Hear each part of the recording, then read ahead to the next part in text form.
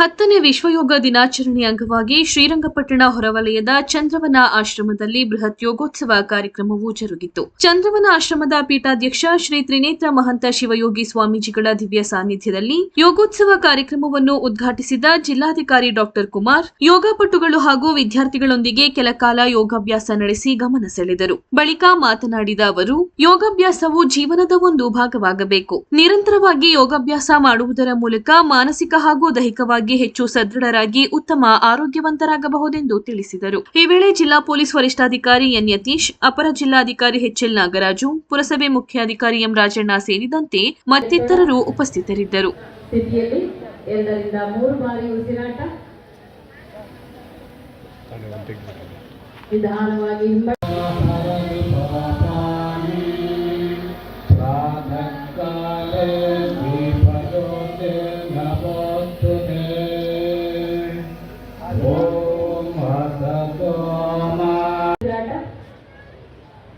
ಉಸಿರು ತೆಗೆದುಕೊಳ್ಳುತ್ತಾ ಹಾಗೆ ದೇಹವನ್ನು ಮೇಲೆ ತರೋಣ. ಮತ್ತೊಮ್ಮೆ ಮಾಡೋಣ.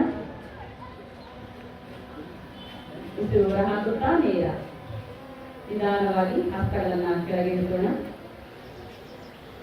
ಹಾಗೆ ಕುಳಿತು ಮಾಡುವ 2 ಆಸನವನ್ನ ಮಾಡೋಣ. ನಿಧಾನವಾಗಿ ಮಾಡೋಣ. ಕುತ್ತಿಗೆಯನ್ನ ಹಿಗ್ಗಿಸುವ ಪ್ರಯತ್ನ ಮಾಡೋಣ. ಸ್ಥಿತಿಯಲ್ಲಿ 2 ರಿಂದ 3 ಬಾರಿ ಉಸಿರಾಟ.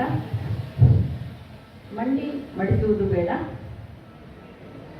ನಿಧಾನವಾಗಿ ಉಸಿರನ್ನ ತೆಗೆದುಕೊಳ್ಳುತ್ತಾ ಕುತ್ತಿಗೆಯನ್ನ ನೇರ ಮಾಡಿ ಹಸ್ತವನ್ನ ಕೆಳಗಿರಿಸೋಣ.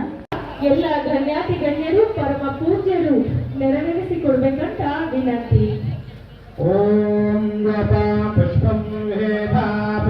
ಮೇಲೆ ನಿಧಾನವಾಗಿ ಇರಿಸೋಣ. ನಂತರ ಎಡಪಾದವನ್ನ ಬಲ ತೊಡೆಯ ಮೇಲೆ ಇರಿಸಿ ಹಸ್ತಗಳು ಚಿನ್ಮುದ್ರೆಯಲ್ಲಿರಲಿ. ಕಣ್ಣುಗಳನ್ನ ಮೃದು. 2 ಉಸಿರಾಟ.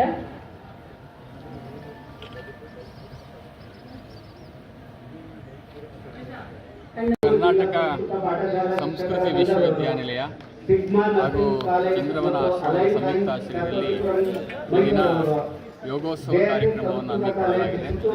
ಇದರ ಉದ್ದೇಶ ಪ್ರತಿಯೊಬ್ಬರೂ ಕೂಡ ಯೋಗದ ಬಗ್ಗೆ ಅಭಿರುಚಿಯನ್ನು ಅಳವಡಿಸಿಕೊಳ್ಳುವ ಮೂಲಕ ಯೋಗವನ್ನೇ ಒಂದು ಬದುಕಿನ ಒಂದು ಭಾಗವಾಗಿ ಸ್ವೀಕರಿಸಬೇಕು ಅನ್ನುವಂಥ ಅರಿವು ಮೂಡಿಸುವಂಥ ಕಾರ್ಯಕ್ರಮದ ಹಿನ್ನೆಲೆಯಲ್ಲಿ ಮತ್ತು ಈ ವರ್ಷ ಜೂನ್ 21ನೇ ತಾರೀಕು ಏನು ನಾವು ಯೋಗ ದಿನಾಚರಣೆ ಮಾಡ್ತೇವೆ, ಅದರ ಅಂಗವಾಗಿ ಮುಂಚೆ ಯೋಗೋತ್ಸವ ನಾವೆಲ್ಲರೂ ಕೂಡ ಯೋಗವನ್ನು ಸ್ವೀಕರಿಸಬೇಕು.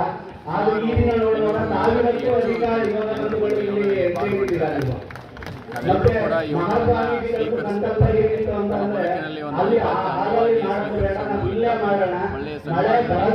ಯೋಗವು ಸಹಕಾರ ಆಗುತ್ತೆ. ಹಾಗಾಗಿ ಯೋಗ ಪ್ರತಿಯೊಬ್ಬರು ನಮ್ಮ